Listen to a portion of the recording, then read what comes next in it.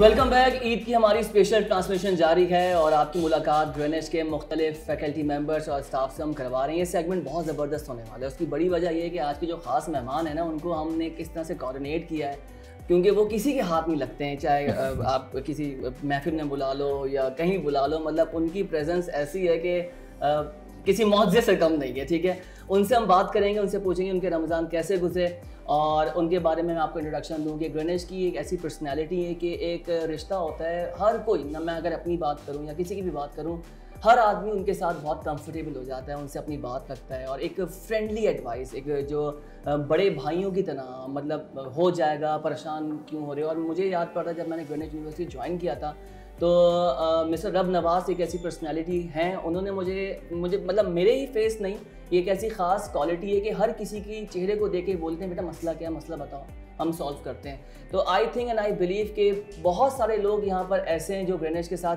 Greenish को brand बनाने में और ग्रेनिश को इस्टेब्लिश करने में उनका बड़ा अहम किरदार है। मिस्टर रब नवाज़ डायरेक्टर QEC हैं। सर आपको वेलकम करेंगे, ईद मुबारक, कैसे हैं आप? Thank you so much Ruhel, तुमने काफ़ी ज़्यादा लंबा इंट्रोडक्शन दे दिया है। मेरी कुछ बातें रह गई थी जल्दी के चक्कर में। और Eid mubarak to all of you, thank you so much for inviting. Okay, उन्हीं के हमरा हमारे साथ जो मौजूद हैं वो काशिफ भाई हैं, हमको काशिफ भाई कहते हैं, मोहम्मद काशिफ। और माशाल्लाह ग्रेनिश में वो मास कम्युनिकेशन डिपार्टमेंट में पढ़ा रहे हैं, टीचर हैं और उसके अलावा मीडिया इंडस्ट्री से भी इनका ताल्लुक़ है, तो प्रोडक्शन के मामला भी देखते हैं। काशिफ साहब ईद मुबारक, कैसे हैं आप? Thank you so much Rohel, अस्सलाम वालेकुम और Eid mubarak to all of you and Afsar Eid मुबारक आपको। एक चीज़ भूल गया मैं, आज इस्लामिक स्कॉलर के तौर पर भी आपने अब चीज़ें लर्न करना शुरू कर दी हैं, ये ऐड ऑन कर लेते हैं, हमारे लिए भी एजाज़ की बात है। ये कह सकते हैं आप, मैंने लर्न करना शुरू नहीं की है, पढ़ चुका हूँ मैं। अच्छा, माशाल्लाह, डेफिनेटली। और यहाँ पिछले सेमेस्टर से इस्लामिक स्टडीज़, तो हम इस्लामिक स्कॉलर आपको कह सकते हैं काशिफ भाई? Officially I have a degree. अच्छा, माशाल्लाह माशाल्लाह। तो आप देख लें कि चीज़ें ऐसी हैं कि बस बात करने से पता लग रही हैं। सर रब नवाज़ बताएं कि आपके रमज़ान कैसे गुजरे? हमने आपको रमज़ानों में भी ऑफिस में देखा, 8 to 1 सबकी टाइमिंग थी, लेकिन आपकी टाइमिंग 1 बजे के बाद भी थी। तो आपके रमज़ान कैसे गुजरे? आधे ग्रेनिश में गुजरे, आधे घर में गुजरे? रमज़ान बहुत अच्छे गुजरे। मेरे रमज़ान काफ़ी इस दफ़ा डिफरेंट एक्सपीरियंस था मेरे लिए, because for the last 6 years I was in Mauritius. फिर उसके बाद कोविड आ गया, तो कोविड में जाहिर सी बात है वो रमज़ान पिछले वाले घर पे गए और लास्ट वाले इन इस्लामाबाद। तो ये वाला पहला रमज़ान है जो 7-8 साल बाद यहाँ पे कराची में। तो जाहिर सी बात है थोड़ा वेदर चेंज है यहाँ पे, लेकिन जब ऑफिस में होते हैं ना पता नहीं चलता, तो मज़े के गुजरे और ख़त्म हो गए। सर आप मोस्टली ऑफिस में होते हैं, तो ज़रा जब हम ईद के हवाले से बात करते हैं तो हमें ये बताएं कि आपने ईद की तैयारी कैसे की, ईद की शॉपिंग कैसे की भी कि नहीं की, क्योंकि आप हर वक्त ग्रेनिश के साथ लग रहा है किसी मीटिंग से आ रहे हैं अभी भी काम में फंसे हुए हैं। ये ईद के दिन भी काम कर रहे होंगे, वी कैन गारंटी। नहीं ऐसा नहीं है, बिल्कुल ईद की तैयारी की थी और सारा कुछ जाहिर सी बात है जब नमाज वगैरह पढ़ी तो ईद के कपड़ों में, उसके बाद मैंने कहा चला गया थोड़ा सा फॉर्मल, तो अटेंड करना था, मैंने कहा डिफरेंट भी हो जाएगा, तो बस फिर इस ड्रेस में। आपका होना ही काफ़ी है सर, आपकी प्रेजेंस ही काफ़ी है हमारे लिए, and same goes for you both. अच्छा सर, आप दोनों से इनफैक्ट मेरा ये सवाल होगा कि हमने यूजुअली पिछले सेगमेंट्स में सबसे एक सवाल ज़रूर पूछा है कि आपकी ईद की सबसे ज़्यादा फॉन्ड मेमोरी जो है, जो सबसे प्यारी याद है, वो कौन सी है? सर काशिफ आपसे सुनते हैं। ईद की यादें तो असल में देखें, याद से ज़्यादा हम जैसे जितने वर्किंग प्रोफेशनल्स हैं उनकी यादों के अंदर में सिवाय सोने की ज़्यादा, इससे ज़्यादा कोई चीज़ याद नहीं होती है। तो ईद का दिन एक ऐसा होता है जिसके अंदर में आप कोशिश करते हैं कि ज़रा सो ज़्यादा जाएँ, लेकिन हो नहीं पाता ऐसा। जबकि शादी के बाद से जो ईदें हैं उसमें ये मुमकिन नहीं हो। उससे पहले की ईदों के अंदर में बहरहाल फिर भी आपके पास ये लेवरेज था कि आप ईद के 3 दिन जो है वो आराम करके गुजारते थे। एक दिन आपने मुलाकात की अपने लोगों से और उसके बाद फिर काशिफ भाई की बात में इसलिए ऐड ऑन करूंगा, ईद में सोने का कॉन्सेप्ट मुझे ऐसा लगता है कि लोग चांद रात सेलिब्रेट करते हैं और रातों को जागते हैं और सुबह हो जाती है, और इसलिए वो ईद की नमाज भी, अब किसी ने तो ये रिक्वेस्ट भी की थी मौलवी से, यार आप कोशिश करें क्योंकि ये इसकी टाइमिंग तो कोई नहीं है नमाज का। रोहिल मैं आपकी बात को कट करूंगा, मैं इसीलिए असल में हम जो ये लेट आए उसकी रीज़न यही है कि जब हम सबसे आखिर में जो ईद की नमाज दूसरी जमात वो पढ़कर आए हैं। ऐसा ही है। सो रब नवाज़, मुझे आप ये बताएं कि किस तरह का आपके घर में सिलसिला होता है, मीठे में क्या बनता है? किसी के यहाँ मिठाई बनती है या मिठाई लेकर आते हैं, कोई खीर बनाता है, कोई शीर बनाता है, किसी के यहाँ डिफरेंट किस्म की सेवइयाँ बनती है, आपके यहाँ क्या कल्चर है? हम लोग ये स्पेशली शीर खुरमा बनता है जो बहुत ज़्यादा स्पेशल होता है ज़ाहिर है, और बाकी जो सारी वो जो मिठाइयाँ वगैरह फैमिली की गेट टुगेदर्स होती हैं, काफ़ी सारे लोग मिल रहे होते हैं सारे, बस इसी तरीके से। आपको सबसे ज़्यादा क्या पसंद है? शीर खुरमा। ईद इनकम्प्लीट, ईद मुकम्मल नहीं हो सकती अगर आप शीर खुरमा ना करें। अच्छा सर, वैसे तो जब आप हम यूनिवर्सिटी में कहीं से भी गुजर रहे होते हैं, आप सामने होते हैं, तो आप जब कहते हैं ना कैसे हो बच्चे, बेटी क्या हाल है, you know, so that is itself a Eid that we get every day from you, because again मेरा मानना ये है कि Eid is only about the gesture, Eid is only about the gesture, it's not that envelope that you get. लेकिन coming back to the real Eid that everyone says, आपने अभी तक कितनी ईदी दे दी? ईदी मिलती है आपको? नहीं, ईदी तो जाहिर है चाइल्डहुड की जो मेमोरीज हैं उसमें सबसे ज़्यादा स्पेशल था जब आपके ग्रैंड पेरेंट्स आपके साथ होते थे, द मोस्ट इम्पॉर्टेंट उनके साथ चेरिश करना। यू नो, ईद पे सबसे ज़्यादा आप उनको मिस करते हैं, या अगर पेरेंट्स हैं या पेरेंट्स नहीं हैं तो उनको बहुत ज़्यादा मिस करते हैं। तो ईदी यस, अब मेरे नीसेज हैं, नेफ्यूज़ हैं, उन सारों को ईदी वगैरह देनी पड़ती है, जाहिर सी बात है। वो बच्चे जो है ना आजकल के इतने स्मार्ट हो चुके हैं कि जब आप उनसे मिल रहे होते हैं तो आपको सबसे पहले कहते हैं चाचू ईदी। वो इतने स्मार्ट, तो यस ईदी बिल्कुल देने का है। अच्छा सर, अब नवाज़ के बारे में एक बात यहाँ शेयर करूँगा। Nawaz is like a very family oriented person, मतलब अपने बहन भाइयों में, अपनी फैमिली में सभी होते हैं। अब ये ईद आपकी स्पेशल है, मुझे पता है आपकी माशाल्लाह बहन की औलाद है, तो ये तो क्या कैसा लग रहा है? वेरी लवली, यानी यू नो वो बच्ची मेरे भाई है, उसके यहाँ भी माशाल्लाह बेटा हुआ है, लाइक आफ्टर 10 years, और उसकी मेरी बहन की भी बेटी हुई है। तो ऐसा है कि वो दोनों बच्चे जो हमारी फैमिली में एडिशन हुए, तो समझे वही घर की रौनक है। रमज़ानों में चांद रात को साथ थे, उन अपने से ज़्यादा उनके लिए चीज़ें लेना, उनके लिए शॉपिंग करना, उनको तैयार होते देख के खुश होना। I mean this is the Eid for me, seeing them and hugging them is the Eid. Sir Kashif, आपसे एक बड़ा ज़रूरी सवाल मैं करूँगी, since you are the Islamic scholar too. Usually ये होता है कि रमज़ान में मस्जिदें भरी हुई हैं, रश लगा हुआ है, तरावी पे भी लोग जा रहे हैं, फजर में भी उठ रहे हैं।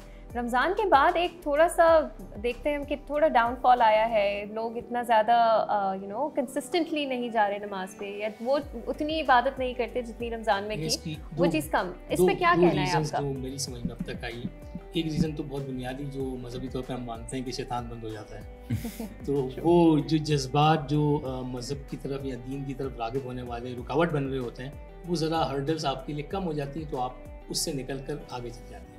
दूसरा रीज़न इसका सबसे बड़ा ये है कि हमने नफ्सियाती तौर पे अपनी कौम की तरबियत सिर्फ रमज़ान की देखी है। तो पूरे साल के लिए हमने जब उनकी दीन की तरबियत की ही नहीं है, तो वो सिर्फ रमज़ान को ही एज अ दीनी महीने के तौर पर कंसिडर करते हैं, और उसमें जो है वो थोड़े से अपने दीनी जज्बात को ज़रा जगा लेते हैं, और बाकी जैसे ही रमज़ान ख़त्म होता है हम भूल जाते हैं और दोबारा अपनी उसी ज़िंदगी के अंदर में मसरूफ़ हो जाते हैं। ये मेरा एक परसेप्शन है कि इस तरह के कुछ रीज़न्स हैं जिस वजह से हम अब तक अपनी कौम को ये डिलीवर नहीं कर सके हैं कि जो इबादत का या मज़हब का इंसान के साथ ताल्लुक़ है वो सारी ज़िंदगी का ताल्लुक़ है, और मज़हब रुकावटें नहीं। असल में जो मसला है सबसे बड़ा वो ये है कि जो मिस इंटरप्रिटेशन ऑफ रिलीजन हमारे यहाँ हो रही है, उसने सबसे ज़्यादा लोगों को दूर कर दिया मज़हब से। तो वो मिस इंटरप्रिटेशन जिस वक्त कम होना शुरू हो जाएंगी, लोग खुद से जब कुरान को पढ़ना शुरू करेंगे, समझना शुरू करेंगे उस किताब को जो हमारे लिए भेजी गई है, तो आई होप कि ये मसाइल कम होंगे और हम रोज़ाना की बुनियाद पर मुसलमान होंगे, रमज़ान का मुसलमान। बहुत खूबसूरत बात काशिफ साहब जो बात करें, कल ही मैंने टीवी में एक प्रोमो एक आईडी लगाई थी कि जी 95% जो रिसर्च आई थी उसमें पाकिस्तान में लोग तर्जुमे के साथ कुरान नहीं पढ़ते। लेकिन फिर मेरा सवाल ये भी था कि इनके पास रिसर्च के नंबर्स क्या हैं, एक अलग बहस है, लेकिन कानों तक ये आवाज़ आई तो इसका मतलब कुछ ना कुछ है। अब तो डिफरेंट बात करते हैं। बहुत शॉपिंग पे लेके जाते हैं बहनों को, कभी ऐसा हुआ है बहनों ने कहा शॉपिंग पे लेके चले? ऑफ कोर्स लेके जाते हैं, खुशी खुशी या फिर जबरदस्ती जाते हैं? अरे वाह, सबसे ज़्यादा कौन तंग करता है भाइयों में, बहनों में? ऑफ कोर्स मेरी दोनों जो सिस्टर्स हैं, तो for me they are everything, the purpose of my life. तो of course I would love to go with them, कि मैं उनके साथ हमेशा बहुत खुशी से जाता हूँ। ईद की शॉपिंग हमेशा बिल्कुल उनको भी करवाता हूँ, वो भी मेरे साथ करती हैं, हमेशा एडवाइस करते हैं हम लोग एक दूसरे को, और बहुत यू नो बहुत शौक से करते हैं एक साथ। देखिए ये सारे मर्द हजरात सीख रहे होंगे कि कितनी खुशी से शॉपिंग करवा रहे हैं, हमने जितना से चले जाते हैं, हमेशा ईद से पहले हमेशा ऐसा होता है, बिकॉज रमज़ानों में आपके पास ऐसा होता है, यहाँ कराची के रमज़ान वैसे ही आपको पता है कि गर्मी होती है, उसके बाद सारा दिन हेक्टिक होता है, तो फिर और रोज़े के बाद बिल्कुल यू नो इतना एनर्जी लेवल इतना अच्छा नहीं होता, सब डाउन हो जाते हैं, डाउन हो जाते हैं। तो फिर ऐसा है कि हम लोग सारी चीज़ें ईद से पहले करके रख लेते हैं। काशिफ साहब आपके यहाँ क्या सिलसिला है? आप मैं इस मामले को लेके जाते हैं या वो आपको लेके जाती हैं? वो लेके जाती है मुझे ज़बरदस्ती वो भी। अच्छा काशिफ भाई, मुझे ऐसे पता नहीं कि वाइब आ रही है कि आप वो तो नहीं बैग पकड़ के चलते हो पीछे पीछे? नहीं वो भी चल लेता है, उसमें अर्ज की बात नहीं है। काशिफ साहब ने बोला सब कर लेते हैं। हाँ उसमें डेफिनेटली बात है। देखें घर के अंदर में और आपके तमाम घरेलू मामलात में असल जो है वो चीफ मिनिस्टर आपकी जो है वो निस्बत बेहतर ही होती है। आप उसको चाहे एक्सेप्ट करें या ना करें, माने या ना माने, चलनी उसी की है। चलें, एडमिनिस्ट्रेशन की बात हो रही है, रूल की बात हो रही है। एक डिफरेंट सवाल है नवाज आपसे रखूँगा। ये इंटेलेक्चुअल माइंड है आपका, मैं समझता हूँ, ऐसा है भी, मैं नहीं समझता। अगर आपको एक दिन के लिए प्राइम मिनिस्टर बना दिया जाए फर्जी तौर पर, आप क्या समझते हैं सबसे पहले आकर सिस्टम में मुझे ये चेंजेस लानी है, ये काम करना है और ये पहले होना चाहिए? इंसान सोचता है PM CM बने ना बने, लेकिन सोचता है कि यार ये होना ज़रूरी है। Absolutely not. इसको हम क्या लेंगे? कट कर दें इसको। ये बहुत मुश्किल सवाल है, जाहिर सी बात है। ग्रेनेड की हद तक सही है, मैं आपसे एग्री करता हूँ। ये बहुत मुश्किल सवाल है, बहुत मुश्किल। There are so many things, you know, आप नहीं सोच सकते, आप यू नो, या हम सोच सकते हैं, इमेजिन कर सकते हैं, बिकॉज जब तक आप समंदर पे नहीं होते आप उसकी गहराई नहीं जान सकते। हम लोग उससे बाहर रह के बात कर सकते हैं। तो कि इधर से बैठ के उधर के मसाइल हमारे लिए तो बात करना आसान है, लेकिन जो फेस कर रहा होगा उसके लिए। बिल्कुल, मेरा ये मानना है जिस तरह से आप ग्रीनिच में मैनेज कर रहे हैं चीज़ों को, आई एम श्योर आप हायर लेवल पे भी करेंगे। Thank you so much. Absolutely. उस सवाल का सो मूविंग ऑन। यस, अच्छा मुझे बताएं सबसे ज़्यादा खुशी कब मिलती है? मतलब सेटिस्फेक्शन आपको कब आती है कि मतलब मौसम अच्छा हो गया, बारिश हो गई, ट्रैफिक कम है, कोई छोटी छोटी बात जो आपके लिए बड़ी मैटर करती है, आपका मूड भी चेंज कर दे? ट्रैफिक कम है। ट्रैफिक कम, हाँ, सबका यही ट्रैफिक कम है और रोड पे गाड़ियाँ लोग सही से चला रहे हैं, लाइक यू नो, तो सेंस में चला रहे हैं, तो बहुत अच्छा है। सबसे ज़्यादा ट्रैफिक मैटर करता है आपके क्या? काशिफ साहब आपका? मैं चूँकि बीइंग अ टीचर, मेरे लिए सबसे खुशी का लम्हा उस वक्त होता है जब मैं अपने स्टूडेंट्स को कामयाब होता हुआ देखता हूँ अपनी ज़िंदगी में। तो वो जो खुशी जो मिलती है वो आपको किसी और चीज़ से, किसी पैसे से, किसी चीज़ से नहीं मिल सकती। आपको जब आप अपने स्टूडेंट्स को जिन्होंने आपने पढ़ाया और वो आपके पढ़ाने के बाद किसी अच्छी जगह पर जो है वो सर्वाइव करके अपने आप को मनवा कर अपनी एक जगह बना चुके हैं, तो वो, और फिर अगर वो कॉल बैक करते हैं तो वो खुशी डुबाना। चले, खुशी की बात तो हो गई, हम बताएं गुस्सा किस बात पर आता है, चिढ़ किससे होती है? मतलब गुस्सा तो सभी को आता है, आपको फ्रस्ट्रेशन, गुस्सा किस बात पे आता है, किस चीज़ पे? मतलब ये गलत है या क्या है? गुस्सा यूजुअली बहुत कम होता है और आपको पता है जब किसी को कम गुस्सा आता हो तो उसको बहुत ज़्यादा आता है, फिर सही का गुस्सा आता है। वैसे यूजुअली वही हो, जब आप लोगों ने कहा ट्रैफिक, डिसिप्लिन, लॉ, इन सारी चीज़ों पे आता है यूजुअली। अगर सारे लोग लॉ को अवॉइड करने लग जाएं, ट्रैफिक को, दूसरी चीज़ों को, डिसिप्लिन को फॉलो करने लग जाएं, सोशल, मोरल और एथिकल वैल्यूज़ पे बात करने लग जाएं, उसको अप्लाई करने लग जाएं ना, उसकी प्रैक्टिकल इंप्लीमेंटेशन पे आ जाएं, तो मेरा ख्याल है फिर हमें से किसी को गुस्सा नहीं आएगा। उसका बहुत फुकदान है। Very true. कभी खुद पे, कभी हालात पे रोना आया। काशिफ भाई जब बात निकली तो हर एक बात पे रोना आया। तो डिसिप्लिन सबसे बड़ा मसला है हमारा, और मिसमैनेजमेंट। हम जो है right people for the right person, right job नहीं होते हैं, उस वजह से जो चीज़ें आराम से और सीधे तरीके से हो सकती हैं वो घूम फिरा के जो है वो टेढ़े तरीके से हो रही होती है। घर में सबसे ज़्यादा किसकी चलती है, आपकी या भाभी की या किसी? मैं ज़रा घर में बागियों में शामिल हूँ। अच्छा, बागी।